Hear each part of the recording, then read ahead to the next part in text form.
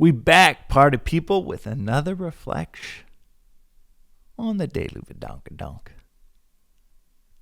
About 8 years ago, I was coming off of my third entrepreneurial failure in a row. It was quite the succession. My 20s are basically just all failure. And, or as I like to also reflect on it, it was a triple PhD in life, in business, in myself, what I was wired for, and became very clear what I was not wired for.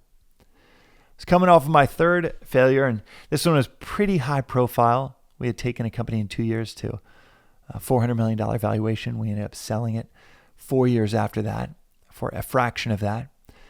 And my executive coach, Peter Carnican, when I was thinking through about a year after that failure, I was thinking through, we'd sold our company to Airbnb. I was there for 2 years, but a year in was already thinking through what was I wired for next, because once I was done stewarding this acquisition, I knew that I was wired for entrepreneurship. But I was having the conversation with him a year after I say it failed because it was sold for a fraction of our lofty valuation at one point. In some ways, in many ways, I'm very grateful for the acquisition aspect, grateful for the experience, the PhD for sure, the triple PhD, infinitely grateful for that, but also very grateful for the acquisition aspect of things. But there was a lot of fear around starting something again. As you can imagine, there was not a track record that stated, I knew what I was doing. But I knew that I was wired to create and not be in a large company at that point. It had gotten to around 6,000 or 7,000 employees at Airbnb. And I knew I wasn't wired for that. And I was having this surrendering into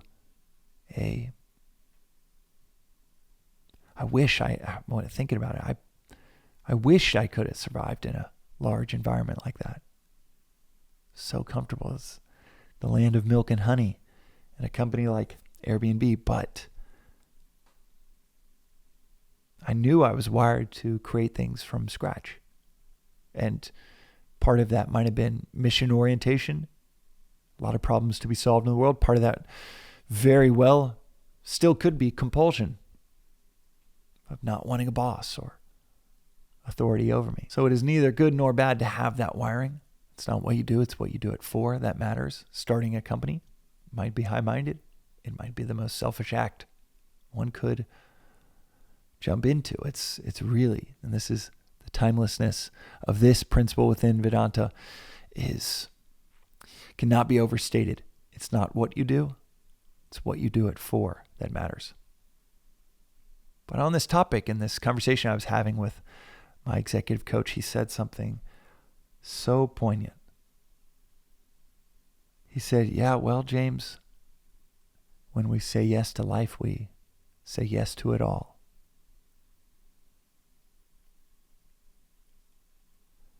My wife, Cheney, we were surfing this morning and her fin hit her in the side of her knee. It was really painful and she was struggling to walk. And I thought about that quote. When we say yes to life, we say yes to it all. When you say yes to going out surfing, playing basketball, working out, starting a company, having a child, we think we're just saying yes to the upside. But this philosophy is one built on realism, not optimism, not pessimism, but realism. And the truth is, when we say yes to life, we say yes to it all.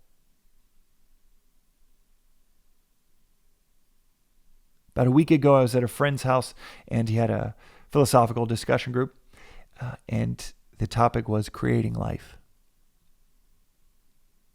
I just found out that they were pregnant and they were going to have their first child, and it was a beautiful discussion. And people are chiming in and offering their own perspectives and takes on this topic of creating life. And the thing that just kept going through my mind with a sibling that passed away early on, with friends that lost their daughter in a flood about 2 months ago, with parents that are aging, getting some scary diagnoses on the health front. And I just kept thinking, when you say yes to life, you say yes to it all. The moment you're pregnant. That's what goes through my mind when I think about our 3 little ones. When a baby is born, you say yes to it all. Not just to the upside. Not to a little bit of downside, but to it all. This philosophy describes the world as a world of opposites. You have a groove, a flow of life with health and vitality in your 30s, 40s, and you have the matching waning of that, 60s or 70s.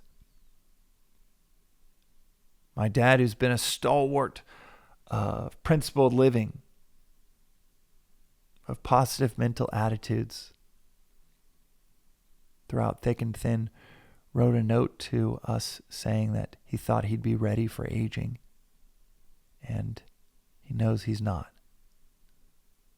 He said, I thought I'd be ready for aging, and I'm not. I'm scared. It's heavy to take in from a father.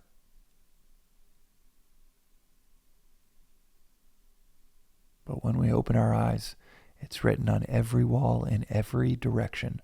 This thought that stopped me in my tracks because I had never heard it said so eloquently and so completely than when my executive coach said it on the stoop, the little steps we were sitting on in San Francisco. When you say yes to life, you say yes to it all. A year later, I would go and start my next thing, and it has been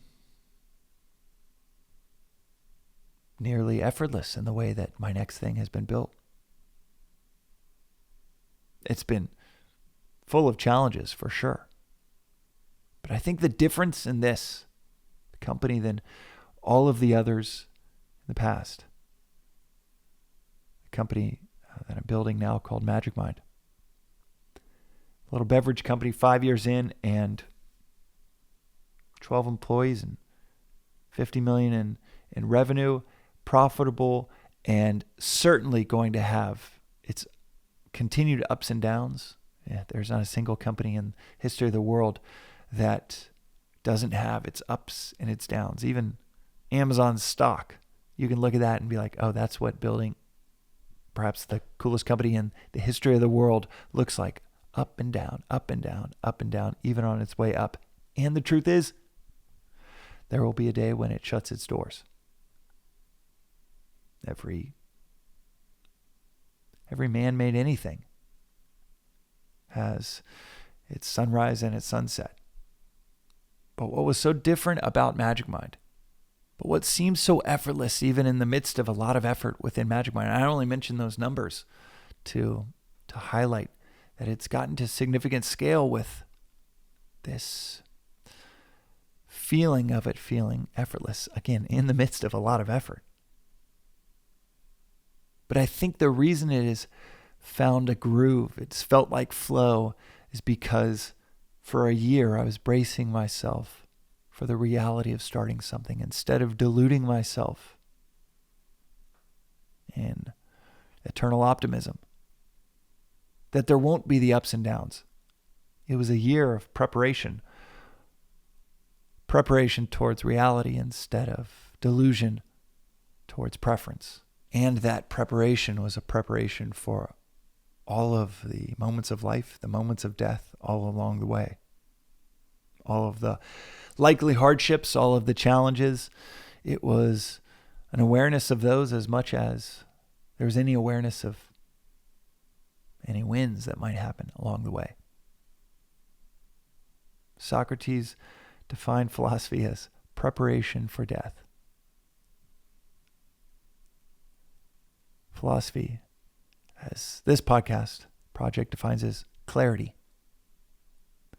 And when we operate with clarity, when our love of wisdom takes us so far that it gives us clarity in what we're really looking at, what's before us, what's within us, that clarity might as well be called a preparation for death. The big one at the end, all the little ones all along the way, the death of a dream, the death of a preference, the death of a child, the death of a friend, the death of a parent,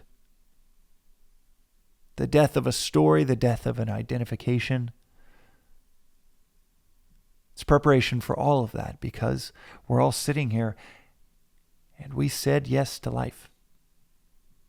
Whether it was that company, whether it was that career, whether it was that marriage, whether it was that child, we said yes to life.